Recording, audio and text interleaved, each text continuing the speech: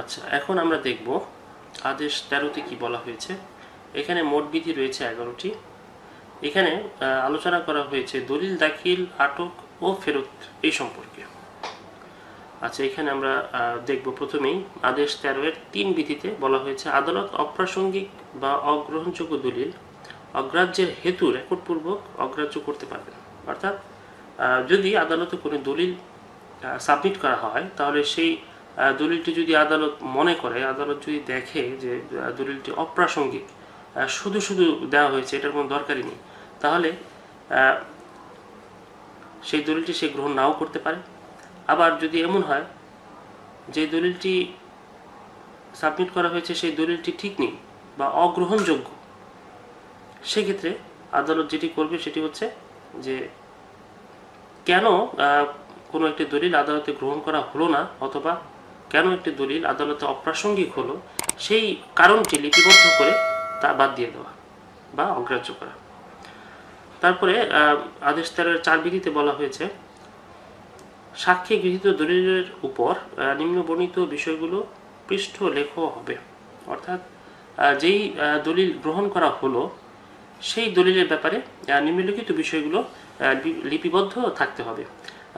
কতে বলা হয়েছে মোকদ্দমার সংখ্যা ও শিরোনাম, খতে দলিল দাখিলকারীর নাম, গতে রয়েছে পেশের তারিখ, ঘতে রয়েছে দলিল গ্রাহ্যের বিবৃতি ও বিচারকের স্বাক্ষর।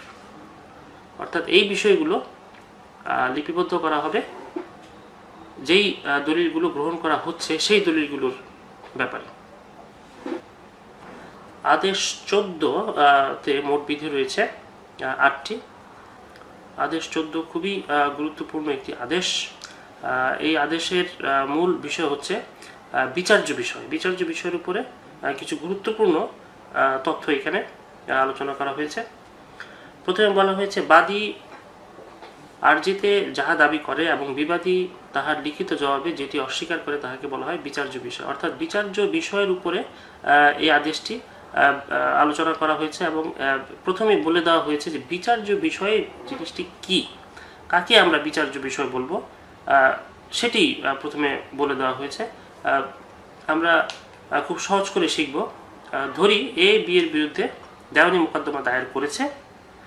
এখন লিখিত জবাবে বি এর দাবিকৃত সকল বিষয় স্বীকার করে নিয়েছে, কোনো কিছুই সে অস্বীকার করেনি। এ যা যা বলেছে বি সবই তা স্বীকার করেছে। বি বলেছে যে এ যা বলেছে সবই সঠিক। তো এক পক্ষ যদি দাবি করে, অন্য পক্ষ যদি তা স্বীকার করে নেয়, তাহলে তো কোনো সমস্যাই থাকলো না, তাই না? তো সেক্ষেত্রে কোনো মোকদ্দমা হবে না, কোনো মোকদ্দমা চলবে না, মোকদ্দমা দায়েরও হবে না, কিছুই হবে না। তো সেই জন্য এই মামলার একটি গুরুত্বপূর্ণ বিষয় হচ্ছে বিচার্য বিষয়। তো বিচার্য বিষয় তখনই তৈরি হয় যখন অস্বীকার করা হয়। অর্থাৎ এ বি এর বিরুদ্ধে দেওয়ানি মোকদ্দমা দায়ের করেছে, তো বি এর দাবিকৃত সকল বিষয় অস্বীকার করেছে, কোনো কিছুই মেনে নেয়নি। এই যে বিষয়গুলো অস্বীকার করলো, এখানে বিচার্য বিষয় তৈরি হলো। তো বাদী যদি 10টি বিষয় দাবি করে থাকে এবং বি যদি 10টি বিষয় অস্বীকার করে থাকে, তাহলে এখানে বিচার্য বিষয় রয়েছে 10টি। আমরা বিচার্য বিষয় সম্পর্কে জানলাম। এখন আদেশ 14-র 1 বিধিতে বলা হয়েছে এক পক্ষ কর্তৃক দৃঢ়ভাবে ঘোষিত ও অপর পক্ষ দ্বারা অস্বীকৃত প্রত্যেকটি বিষয়ে এক একটি আলাদা বিচার্য বিষয়।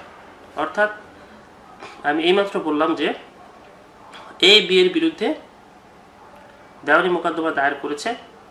এ দাবি করেছে 10টি বিষয়, বি 10টি বিষয় অস্বীকার করেছে। এখানে এই 10টি বিষয় হবে 10টি বিচার্য বিষয়। কিন্তু যদি এমন হয় যে এ যে 10টি বিষয় দাবি করেছে, বি 5টি স্বীকার করে নিয়েছে এবং 5টি দাবি সে স্বীকার করে নেয়নি, সেক্ষেত্রে যে 5টি বিষয় স্বীকার করে নিল সেই 5টি বিষয় আর বিচার্য বিষয় হবে না।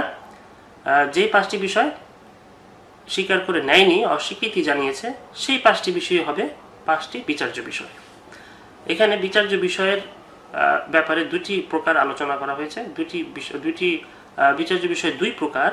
কতে বলা হয়েছে ঘটনা বিষয়ক বা তথ্যগত বিচার্য বিষয়, আর কতে বলা হয়েছে আইনগত বিষয়ক বা আইনগত বিচার্য বিষয়। অর্থাৎ এখানে 2টি বিচার্য বিষয়, একটি হচ্ছে তথ্যগত আর একটি হচ্ছে আইনগত। আচ্ছা, তারপরে বলা হয়েছে আদালত প্রথম শুনানির বা লিখিত বর্ণনা দাখিলের 15 দিনের মধ্যে যাহা আগে ঘটে বিচার্য বিষয় প্রণয়ন ও লিখিত করবেন। অর্থাৎ বিচার্য বিষয় কখন লিখা হবে, কখন লিপিবদ্ধ করা হবে সেই বিষয়ে এখানে বলা হয়েছে।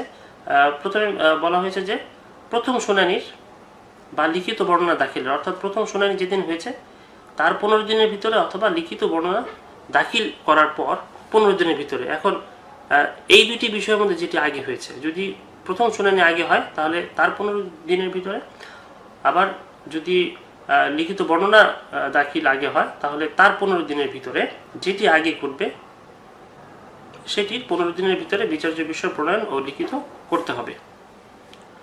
তারপর 14(2) বিধিতে বলা হয়েছে কোনো মোকদ্দমায় আইনগত বা তথ্যগত উভয় বিচার্য বিষয় থাকলে আদালত প্রথমে আইনগত বিচার্য বিষয় নিষ্পত্তি করবেন।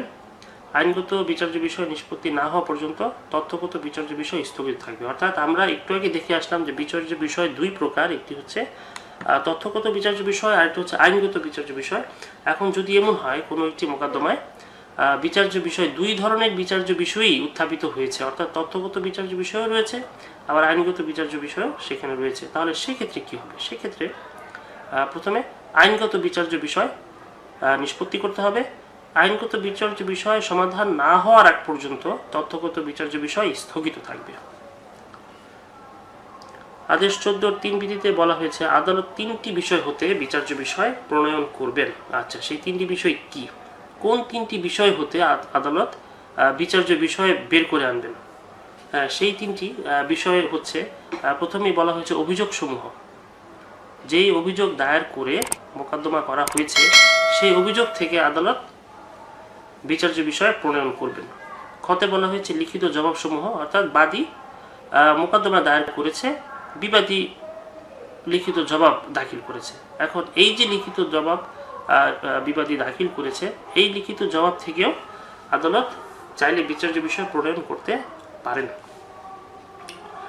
গতে বলা হয়েছে দলিলপত্রের বিষয়বস্তু সমূহ, অর্থাৎ মোকদ্দমা দায়ের করার সময় যে দলিলপত্র বা কাগজপত্র দাখিল করা হয়েছে, উক্ত দলিলপত্রের বিষয়বস্তু থেকেও আদালত চাইলে বিচার্য বিষয় প্রণয়ন করতে পারেন। এই 3টি ক্ষেত্র থেকে আদালত বিচার্য বিষয় প্রণয়ন করবেন। প্রথমটি হচ্ছে অভিযোগ সমূহ, দ্বিতীয়টি হচ্ছে লিখিত জবাব সমূহ এবং শেষে হচ্ছে দলিলপত্রের বিষয়বস্তু সমূহ।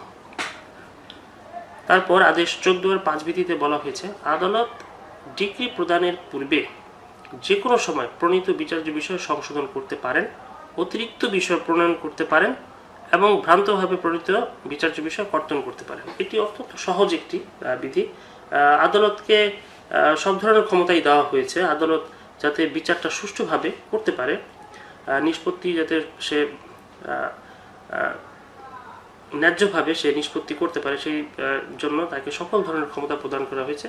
তো সেরকমই একটা ক্ষমতা এখানে উল্লেখ করা হয়েছে যে আদালত চাইলে ডিক্রি প্রদানের পূর্বে, অর্থাৎ কোনো মোকদ্দমা নিষ্পত্তির পূর্বে বিচার্য বিষয় সে চাইলে সংশোধন করতে পারবে, চাইলে অতিরিক্ত বিচার্য বিষয় অ্যাড করতে পারবে, আবার চাইলে যদি কোনো বিচার্য বিষয় তার কাছে পছন্দ না হয় বা তিনি যদি ন্যায়সঙ্গত মনে করেন, ভ্রান্ত মনে হয় তার কাছে, সেক্ষেত্রে চাইলে সে ওই বিচার্য বিষয় বাদ দিয়ে দিতে পারেন, কর্তন করে ফেলতে পারেন। তারপর আদেশ 14(8) বিধিতে বলা হয়েছে বিচার্য বিষয় নির্ধারণের তারিখ হতে 120 দিনের মধ্যে আদালত চূড়ান্ত শুনানির তারিখ নির্ধারণ করবেন। অর্থাৎ কোনো একটি দেওয়ানি মোকদ্দমা দায়ের করা হলে, মোকদ্দমা দায়ের করার পর আদালত অবশ্যই বিচার্য বিষয় নির্ধারণ করবেন, যে বিচার্য বিষয়ের উপর মোকদ্দমা পরিচালিত হবে এবং নিষ্পত্তি হবে। তো সেই বিচার্য বিষয় নির্ধারণের তারিখ হতে, যেই তারিখে বিচার্য বিষয় নির্ধারিত হয়েছে, ওই তারিখ হতে 120 দিন সময়, 120 দিনের মধ্যে আদালত চূড়ান্ত শুনানির তারিখ আদালতকে নির্ধারণ করতে হবে। এখন আমরা দেখব যে প্রণীত বিচার্য বিষয়ের বিরুদ্ধে ক্ষুব্ধ ব্যক্তির প্রতিকার কি, অর্থাৎ যে বিচার্য বিষয় আদালত প্রণয়ন করলো, যে বিচার্য বিষয় আদালতে গৃহীত হলো, সেই বিচার্য বিষয়ের জন্য যদি কোনো ব্যক্তি ক্ষুব্ধ হয় তাহলে সেক্ষেত্রে সেই ক্ষুব্ধ ব্যক্তির প্রতিকার হচ্ছে রিভিশন। অর্থাৎ উক্ত ক্ষুব্ধ ব্যক্তি চাইলে বিচার্য বিষয়ের বিরুদ্ধে রিভিশন দায়ের করতে পারবে।